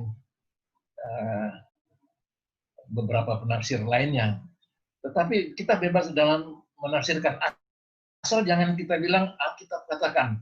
Kalau Alkitab mengatakan, maka kita harus mengutip akan ayat Alkitab. Tapi oleh karena ini penafsiran, kita katakan ini penafsiran kita. Boleh-boleh saja kalau kita menafsir, karena kita punya kebebasan untuk memberikan penafsiran. Nah, tentu saja nanti di dunia agama akan paling tidak ada 3 macam penafsiran buatan. Karena nanti dari kelompok historisis itu berbeda menafsirkan akan hal itu dengan kelompok futuris dan juga dari kelompok preteris. Saya tidak singgung lagi ini kelompok idealis. Karena 3 kelompok yang itu dalam menafsir nubuatan itu memang ada di dunia sekarang ini. Walaupun yang paling populer itu yang dari kelompok futuris. Tetapi ini pelajaran untuk pendeta-pendeta. Karena yang tadi Dr. Bruno katakan itu patut kita dalami. Karena seringkali kita tidak pernah pikir patung itu ada 2, apa itu, paha dan itu. Ya ini saya terkesan tadi karena 2 kekuatan itu ya, yang seimbang tuh. Roma tidak jatuh ke kerajaan dunia yang kelima, tapi dia pecah itu. Dia pecah. 2 ini kemudian menjadikan bangsa Eropa itu, 10 kerajaan Eropa. Mulai dari Anglo-Saxon, kemudian ada Burgundi, ada Alemania, kemudian ada Heruli van der Ostrogoth yang kemudian hilang, dan Suevi. Ini ada 10 kerajaan Eropa pecahan dari Roma ini. Dari 2 pusat di Roma dan pusat di Konstantinopel, 2 pusat religiosity yang ada. Tapi mudah-mudahan kalau nanti pendeta-pendeta ini dapat kesempatan untuk bikin penelitian lebih dalam, coba teliti ini dan berikan penafsiran. Dan kita harus lihat kita berdiri di mana. Apa kita memberikan penafsiran secara historisis, atau kita mau pola penafsiran futuris, atau pola penafsiran dari preteris. Tetapi kita sudah waktunya untuk berpikir lebih kritis. Dan jangan puas dengan penafsiran-penafsiran yang hanya datar-datar saja, yang hanya melihat kulit luarnya saja. Kita harus meneliti lebih dalam dan harus lebih runcing supaya kita bisa memberikan khotbah yang lebih dalam dan khotbah yang lebih fokus dan yang betul-betul tidak melebar. Jadi itu yang saya pikir dapat kita dapatkan dari Dr. Peter Kuno. Jadi terima kasih atas pertanyaannya. Ini membuka mata dari semua yang ikuti akan link ini supaya bisa lebih teliti dalam meneliti akan perikop-perikop yang ada, khususnya yang menyangkut nubuatan yang selama ini kita tidak terlalu pikirkan mengenai 2 paha itu. Ya. Terima kasih. Saya silakan ke moderator. Oke, terima kasih pendeta. Di mana Dr. Peter untuk jawaban yang sudah diberikan?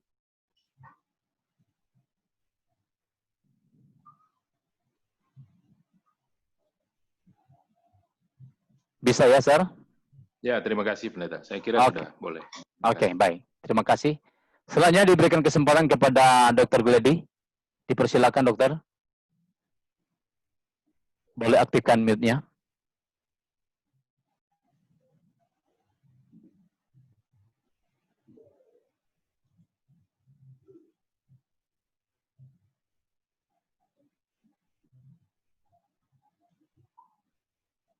Dr. Gledy dipersilakan.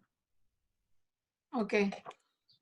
Terima kasih untuk kesempatan yang diberikan. Kalau tadi kita ikuti tanda-tanda akhir zaman, itu sepertinya semua sudah digenapi ya, pendeta.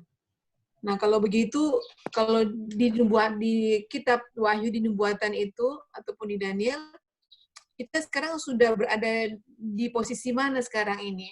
Kalau misalnya kita lihat dari meterai ataupun bunyi peniupan sangkakala, itu kita sudah kira-kira di Wahyu berapa kira-kira? Itu pertanyaan saya, pendeta. Terima kasih. Oke, terima kasih dokter. Silakan, Sir. Pendeta Linturan. Terima kasih. Kita tadi memang lebih cenderung membicarakan apa yang Yesus katakan yang menjadi tanda-tanda kiamat atau kesudahan dunia ini. Yang juga kita katakan tanda-tanda kedatangannya. Baik, Itu kebanyakan diambil dari Matius 24. Dan semua itu kalau kita perhatikan sudah digenapi. Sudah digenapi. Yang kita lagi tunggu sekarang adalah satu hal yang disebutkan dalam kitab Wahyu pasal 11. Kita bacakan ini. Ayat 15 sampai 16. Wahyu pasal 13. Dan kepadanya diberikan kuasa untuk memberikan nyawa kepada patung binatang itu.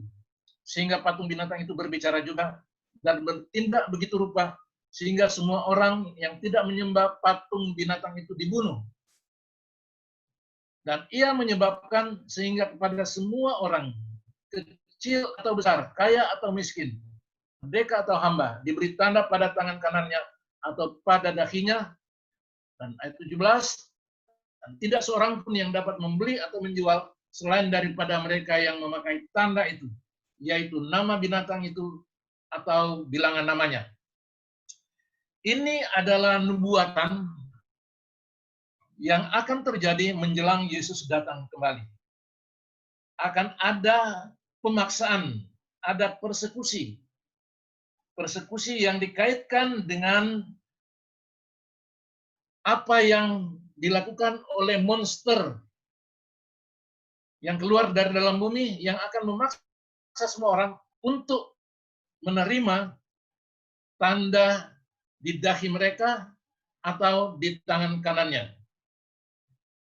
Ada pelajaran khusus mengenai ini, tetapi inilah yang kita sebut bahwa satu kali kelak sahabat yang palsu itu akan dipaksakan. Sahabat yang palsu itu kalau dipaksakan, maka mereka yang tidak mengikutinya tidak akan dapat berjual beli dan mereka itu akan dapat dibunuh. Itu yang disebutkan. Dalam ayat 16, mereka akan dipakaikan tanda pada tangan kanannya atau pada dahinya. Dan ayat 17 katakan, dan tidak seorang pun yang dapat membeli atau menjual selain daripada mereka yang memakai tanda itu. Ayat 15 mengatakan, semua orang yang tidak menyembah patung binatang itu dibunuh. Ini adalah persekusi oleh karena adanya pemaksaan untuk menyembah patung binatang itu. Tetapi orang-orang akan nanti seperti Daniel, Sadrak, Mesak, dan Abednego tidak akan tunduk. Mereka tetap setia kepada Tuhan dan hanya mau menyembah Tuhan. Mereka diselamatkan atau tidak, seperti Sadrak, Mesak, dan Abednego, mereka tetap tidak akan mengkhianati Tuhannya. Seorang yang dikenal sebagai uskup dari gereja Smyrna, yaitu Polikarpus. Sekalipun dia mati sebagai syuhada Kristen, dibakar, tetapi dia tidak mau mengkhianati Tuhannya. Dia sembah dan yang sudah dilayaninya selama 86 tahun. Dia rela mati dalam kesetiaan. Karena pada akhir zaman juga nanti akan ada pemaksaan dan persekusi, penganiayaan. Tapi kita sedang menantikan saat itu. Dan kalau kita setia sekarang, kita akan diharapkan tetap setia sampai waktu itu datang. Karena menurut Wahyu 17, ayatnya yang ke-14, kita lihat Wahyu pasal 17, ayat 14. Mereka akan berperang melawan anak domba. Jadi musuh-musuh Tuhan akan berperang melawan anak domba itu yang kita tahu adalah Tuhan Yesus. Tetapi anak domba akan mengalahkan mereka karena ia adalah Tuhan di atas segala Tuhan dan Raja di atas segala Raja. Ini versi pertama dari perang di Armageddon. Yaitu antara raja-raja yang lain melawan raja-raja yang kita kenal sebagai King of Kings, the King of Kings, yaitulah Tuhan Yesus Kristus. Mereka bersama-sama dengan dia juga akan menang, yaitu mereka yang terpanggil, yang telah dipilih, dan yang setia. Jadi Tuhan mengharapkan kita menang. Sebab itu dalam suratnya kepada 7 jemaat dia bilang barang siapa menang, barang siapa menang. Karena dia memang menginginkan kita menang. Kita hanya menang kalau kita bersama-sama dengan dia. Menang sekalipun dipaksa oleh agen dari antikristus yang akan memaksakan tanda binatang itu untuk kita pakai, yang akan memaksa kita untuk menyembah binatang itu. Tetapi kalau kita tetap setia menolak semuanya itu, sekalipun harus mati, sekalipun tidak boleh berjual beli, kita pasti menang. Karena hanya dua pilihan, mau ikut Yesus Kristus atau mau ikut akan antikristus. Yesus Kristus itu tidak pernah memaksa, dia hanya menghimbau, mari, datang kepadaku, belajar kepadaku, pergi, jadikan sekalian bangsa itu muridku. Dia selalu menghimbau. Tetapi antikristus dia memaksa, dia memaksakan akan apa yang dia mau. Sehingga banyak orang yang tidak mau menerimanya, mereka itu akan dianiaya. Aniaya akan terulang kembali, karena sejarah akan terulang kembali. Boleh-boleh saja kita katakan tidak akan ada aniaya. Boleh-boleh saja kita menafsirkan begitu, tapi firman Allah juga ditafsirkan bahwa akan ada aniaya. Memang aniaya secara fisik itu tidak akan menyebabkan seorang itu mundur dari imannya.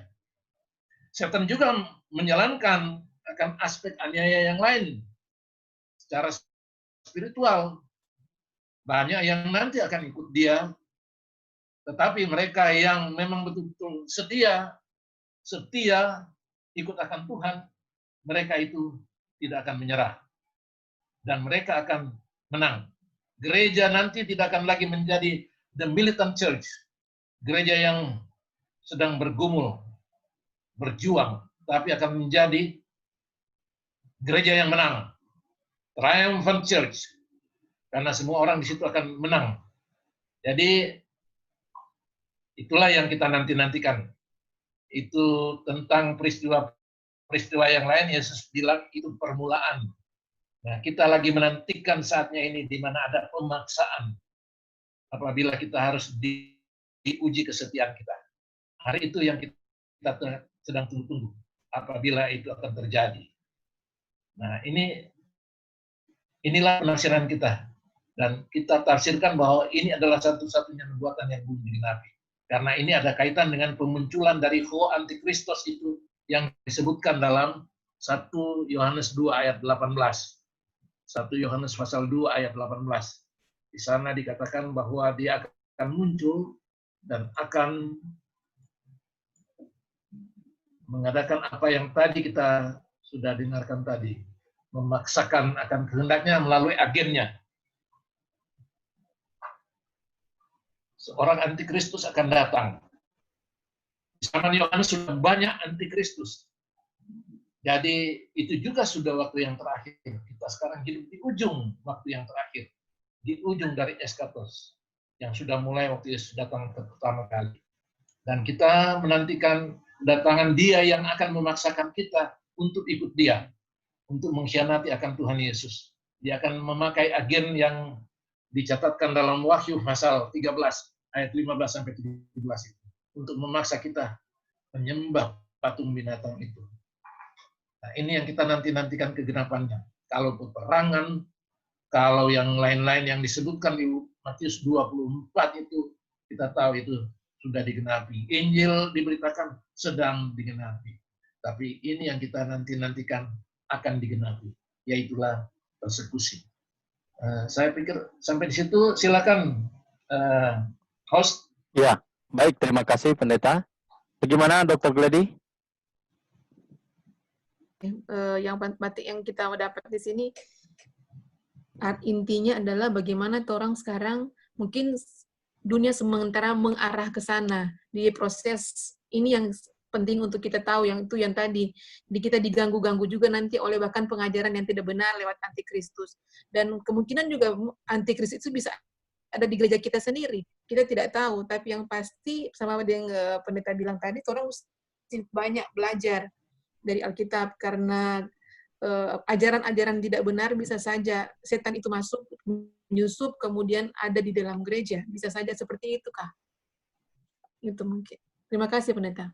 Oke, silakan, Sir. Jadi memang antikristus itu yang nanti kita tunggu-tunggu itu yang Ho Antikristus itu. singular, satu ya, di Antichrist. Tapi Yohanes di ayat ini juga bilang di zaman dia saja sudah banyak antikristus, hoi antikristoi. Jadi kalau dibilang di gereja ada banyak antikristus, ya banyak. Karena siapa saja yang mengajarkan pengajaran yang bertentangan dengan Kristus, dia itu adalah antikristus. Siapa saja yang memalsukan pengajaran Yesus, dia adalah antikristus. Coba kita lihat juga di sini dalam 1 Yohanes 4 ayat 2. Yohanes 4 ayat 1 dan 2. Yang tidak mengaku Yesus tidak berasal dari Allah. Roh itu adalah roh antikristus. Dan tentang dia telah kamu dengar bahwa dia akan datang dan sekarang sudah ada dalam dunia. Ya ini, itu mana lagi yang jadi ada banyak hal, tetapi kalau kita mau mengajarkan pengajaran yang bertentangan dengan pengajaran Yesus, ya kita harus terima bahwa kita ini antikristus. Antiknya lawan.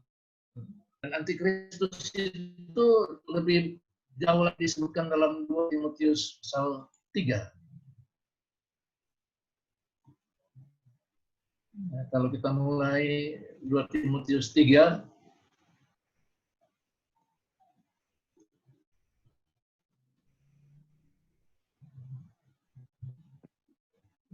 ada di sini, tetapi apanya?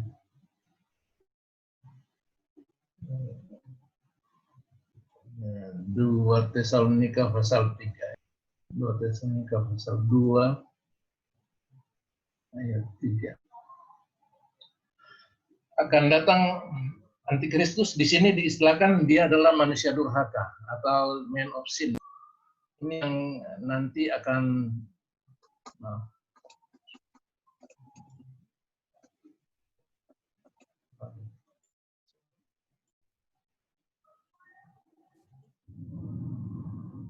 jadi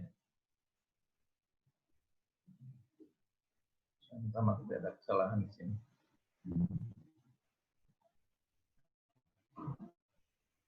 2 Tesalonika pasal 2 ayat 3. Manusia durhaka itu atau dikatakan di sini sebagai man of sin.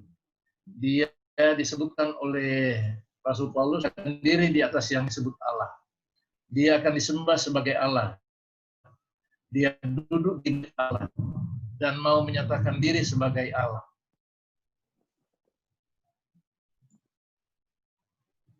Dia akan menyatakan diri pada dinubuatkan tentang dia, itu ditentukan bagi dia. Jadi dia muncul sesuai dengan apa yang dinubuatkan tentang dia. Itu sudah ada dulu, tapi masih belum diizinkan dia mengeluarkan secara full akan kekuatannya. Tapi kalau dia muncul, maka dia akan binasa oleh Yesus kalau dia datang. Si pendurhaka itu akan menyesatkan. Mereka akan menolak kebenaran. Jadi ini pilihan kita, mau terima Yesus Kristus atau disesatkan dan kemudian menerimakan pengajaran antikristus. Mudah-mudahan tidak ada yang tergoda untuk mengajarkan pengajaran yang bertentangan dengan apa yang Yesus ajarkan, baik di gereja maupun di luar gereja. Karena kalau kita memegang Alkitab, yang kita katakan adalah firman Allah, apa yang difirmankan oleh Yesus Kristus, tapi kita mengajarkan hal yang bertentangan dengan apa yang tertulis di Alkitab, saya pikir coba kita simpulkan sendiri. Kalau kita tidak mengajarkan apa yang Yesus ajarkan, tapi kita mengajarkan apa yang manusia ajarkan, apa yang bertentangan dengan apa yang Yesus ajarkan, berarti kita bisa menaruh diri kita sebagai seorang yang mengikuti akan antikristus. Karena Yesus Kristus mengatakan bahwa antikristus itu adalah dia yang lawan dari Yesus. Jadi inilah yang kita nanti kembangkan pada pelajaran yang berikut-berikut. Tapi inilah yang menyebabkan kita mengatakan kalau siapa saja di gereja mengajarkan pengajaran yang bertentangan dengan apa yang Kristus ajarkan, dia itu ada dalam barisan antikristus.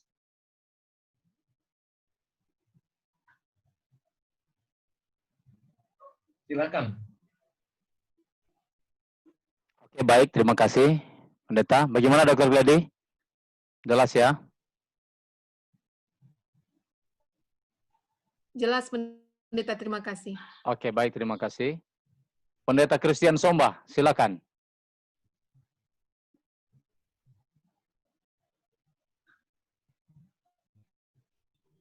Baik, selamat siang, Sir. Jadi, sehubungan dengan pembahasan tadi, tanda-tanda akhir zaman, saya juga rindu untuk bertanya mengenai apa yang akan terjadi ke depan. Soalnya banyak di anggota jemaat yang saya layani, mereka sudah lebih banyak membaca tentang kemenangan akhir. Jadi, mereka membaca katanya kita sudah berada di bab 36, 37, 38, apalagi mereka baca tentang wabah yang terjadi saat ini. Nah, sehubungan dengan itu, saya juga ingin menghubungkan sedikit tentang pertanyaan tadi tentang tanda untuk meninggalkan kota-kota besar, sehubungan dengan pertanyaan saya ini, bahwa yang saya pelajari di buku Maranatha halaman 180, Sir, bahwa itu ada waktunya katanya. Di buku Maranatha waktunya ketika pemaksaan sabat palsu itu. Namun bukan berarti kita meninggalkan kota, tapi kita tidak mengabarkan Injil di kota. Di halaman 184 di situ dijelaskan Allah memang menginginkan umat-umat Allah itu meninggalkan kota atau meninggalkan orang-orang jahat yang ada di kota. Nah, pertanyaan saya, Sir, bagaimana kita sebagai hamba Allah atau para pendeta di jemaat mau menjelaskan kepada umat perbedaan atau gambaran masa kesukaran awal dan masa kesukaran yang besar. Soalnya mereka sudah mengambil kesimpulan kita sudah berada di masa kesukaran awal karena sudah mulai terjadi ini. Masa sudah terjadi di buku Alfa dan Omega jilid 8 halaman 620 itu sudah terjadi, yaitu banjir, longsor, bahkan wabah yang menyerang atau membinasakan ribuan orang. Supaya kita bisa satu pikiran, Sir, satu tujuan, tidak bercabang-cabang itu anggota jemaat mengaplikasikan bahwa kita sudah di masa kesukaran awal, oh kita sudah menuju masa kesukaran besar. Mungkin itu pertanyaannya. Terima kasih, Sir. Tuhan memberkati. Baik, terima kasih. Nomor satu, kita harus dorong anggota jemaat kita untuk lebih mempercayai akan Alkitab sebagai terang yang besar itu. Karena firman Allah itu tidak akan mengecewakan kita. Karena di situ Tuhan berjanji, aku akan menyertai kamu sampai akhir dunia. Itu dalam Matius 28 ayat 19-20.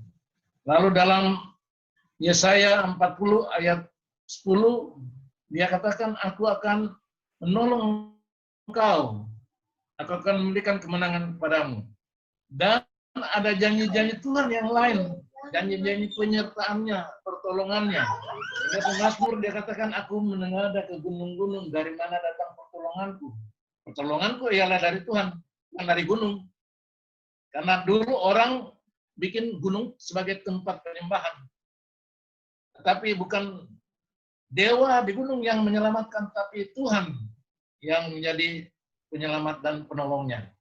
Itu di Mazmur 121. Nah, kedua, ya boleh dikatakan kita sekarang berada di early time of trouble. Masa, apa itu namanya, itu kesukaan awal. Early time of trouble. Ya, nah kita mulai merasakan itu kesulitan-kesulitan. Mungkin di tempat kita tidak, tapi di tempat lain secara sporadis itu kesulitan mulai ada. Di Indonesia saja di satu provinsi yang satu dan provinsi yang lain berbeda kesulitan. Yang kita yang di Manado ini tentu berbeda kesulitan dengan yang ada di mana itu, di Aceh, berbeda-beda. Ya, yang ada di Filipina berbeda kesulitannya dengan yang ada di India, beda-beda. Tapi kita sudah mulai merasakan apa yang disebut early time of trouble, masa kepecikan awal. Nanti, apabila roh hujan akhir dicurahkan, dan orang-orang yang memberitakan Injil mulai merasakan kuasa Roh Kudus itu, dan mereka itu mulai menyerukan akan Injil dengan suara yang nyaring, seruan nyaring itu, loud cry itu ada karena kuasa Roh Kudus itu. Ya otomatis itu memancing akan penganiayaan yang lebih besar. Banyak orang yang di kota itu, yang setia, mereka itu harus dipenjarakan. Banyak orang yang sempat pergi ke tempat-tempat yang lebih terpencil, ya untuk hidup seperti apa yang dikatakan country living. Ada yang sudah mendahului karena mereka tahu ya lebih senang bisa hidup di sana karena mereka sudah pelajari akan ada kesulitan yang lebih besar kalau di kota daripada di tempat lain. Dalam masalah COVID-19 ini juga orang tahu kalau di Jakarta itu kesulitan di sana lebih menyulitkan daripada datang di kota kecil. Karena wabah itu lebih banyak ada di sana.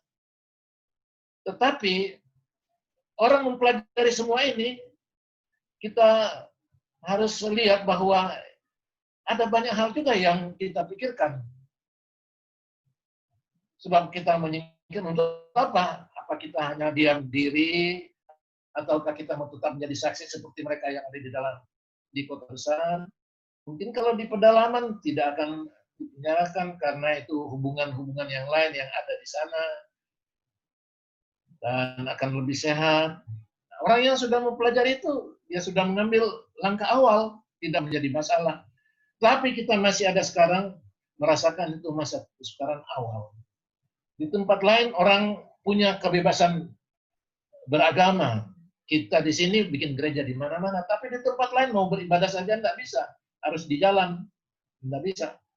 Di sini rumah kita tempat beribadah mentereng semua dengan bukan lagi candi-candinya yang saya lihat sudah banyak yang pakai kubah, sudah lebih mengikuti akan bangunan-bangunan yang ada di Yerusalem dan sekitarnya. Kita membangun gereja tempat lain, mau bangun saja gereja tidak bisa. Ini kan masa kesukaran mereka, bukan masa kesukaran kita. Beda. Jadi, tetapi masa kesukaran yang kecil-kecil seperti ini, itu akan mengarah kepada masa kesukaran besar. Apabila penganiayaan itu datang karena akibat atau dampak dari seruan nyaring, atau juga dampak daripada pemeteraian, itu akan terjadi. Nah, kalau ini terjadi, orang-orang akan bijaksana untuk pergi ke tempat-tempat yang dikatakan, nah istilah yang populer sekarang untuk bikin dia indah itu country living. Tapi pergi ke tempat yang terpencil. Dokter saja kalau dia mau jadi dokter, sebelum jadi dokter itu dia harus pergi ke tempat yang terpencil. Mungkin begitu juga kita. Tapi ya itulah, kita menantikan saatnya di mana kita bisa merasakan, kalau Tuhan izinkan, akan the greater time of trouble, masa kepicikan besar. Masa kepicikan besar ini, itu nanti terjadi sesudah roh hujan akhir dicurahkan. Dan kita akan melihat bagaimana pintu kasihan nanti ditutup. Tapi sesudah kita mengalami ini semua, di mana tidak ada pertobatan lagi, orang jahat bertambah jahat, orang benar bertambah benar. Walaupun masih ada aniaya itu, tetapi kalau pintu kasihan sudah ditutup, umat Allah tidak akan merasakan apa artinya mati lagi. Karena mereka akan dilindungi Tuhan seperti dia melindungi Elisa yang dikejar-kejar musuhnya. Kalaupun ada orang yang mau menyembelih itu pedangnya dikatakan bisa jadi seperti jerami. Yang seperti ini mata mereka dibutakan atau bagaimana. Tapi ini macam-macam cara proteksi ilahi terhadap mereka yang tetap setia kepadanya. Tapi mereka itu pun masih akan tetap merasakan apa yang dirasakan oleh Yakub waktu mau bertemu dengan Esau. Itulah masa kepicikan Yakub atau Jacob's trouble. Jadi kalau kita sekarang mengalami itu early time of trouble dan menghadapi nanti itu the greater time of trouble, kalau kita Tuhan izinkan tetap hidup, kita nanti akan mengalami itu masa kepicikan Yakub dalam batin kita. Apa betul-betul Tuhan terima saya? Karena dia akan menjemput kita. Tapi ya, kalau Tuhan izinkan semua, kalaupun Tuhan bilang, kamu tidak perlu, karena kamu capek atau bagaimana, biar tidur saja, nanti saya yang bangunkan. Ya, Tuhan izinkan kita tidur di dalam Tuhan, tidak menjadi masalah. Nanti dia bangkitkan. Karena bagi Tuhan, semua yang setia masih tetap hidup, mereka itu akan diangkat hidup-hidup sesudah diobahkan. Tapi mereka yang percaya kepadanya, yang mati dan dia istirahatkan di dalam kubur, dia akan bangkitkan sama seperti dia bangkitkan Lazarus. Dan tubuh mereka diubahkan, dalam tubuh yang mulia, sama-sama diangkat dengan yang masih hidup. Jadi, inilah pengharapan kita. Kalau jemaat sekarang sudah menginsafi kita ada di early time of trouble, mereka untuk tetap setia. Supaya siap menghadapi itu the greater time of trouble. Jadi, itu pendeta. Terima kasih. Saya pikir semua kita harus sampaikan begitu kepada jemaat. Supaya jemaat dan kita sama-sama tetap setia. Bukan cuma jemaat yang setia. Kita semua sama-sama setia kepada Tuhan. Walaupun dalam kesulitan. Silakan.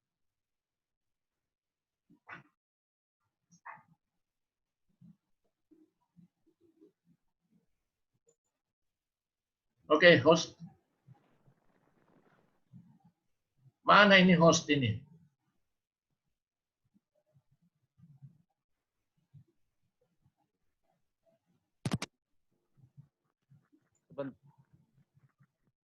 Cek 1 2, cek. Kedengeran, Sar? Ada gangguan sedikit. Ya, kedengaran. Tadi di mana?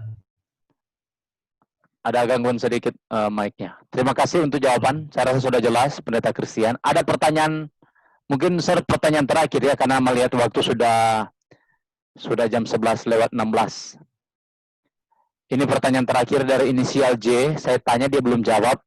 Nanti kasih tahu siapa ya. Ini pertanyaannya. Apakah masih ada perang dunia ketiga sebelum pemeteraian umat-umat Tuhan? Karena pernah kami mengikuti seminar dari pendeta Advent di Malang, mengatakan bahwa Israel akan diserang dari bangsa paling utara. Menurut penafsiran beliau, pendeta ini, itu adalah negara Rusia. Dan dijelaskan tentang Gog Magog Mi. Tolong dijelaskan katanya. Baik. Ya, dia betul. Dia bilang tafsirannya. Jangan dia bilang itu kata Alkitab. Kalau dia bilang Alkitab katakan itu bohong. Kalau dia bilang itu penafsirannya, ya itu boleh-boleh saja.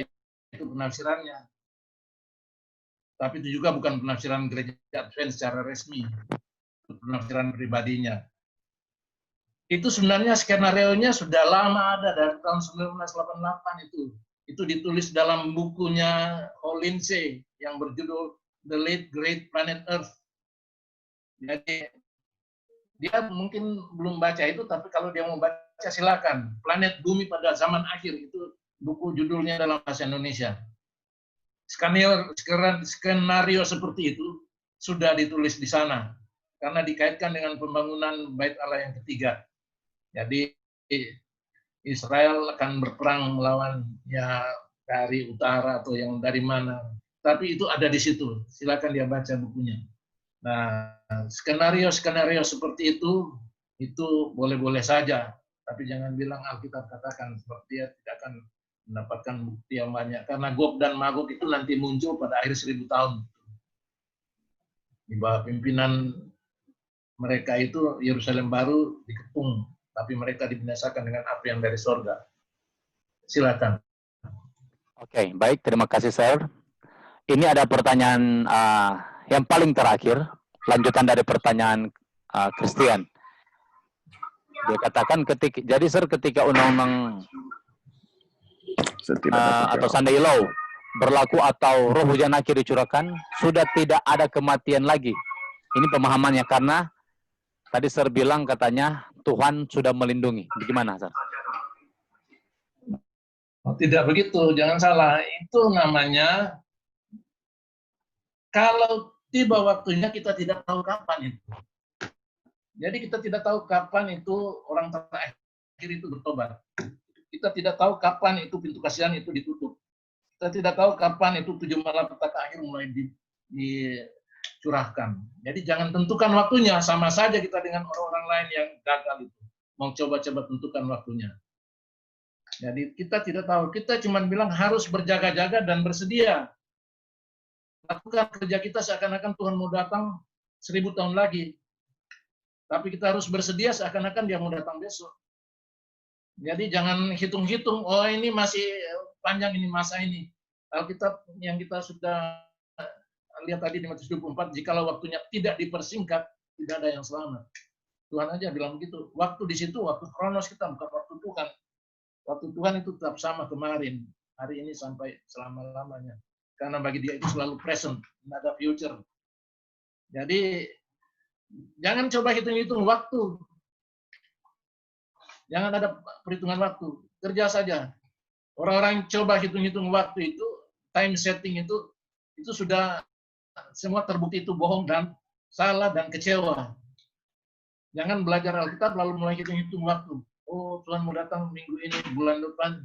Nah, semua itu bukan pengajaran kita.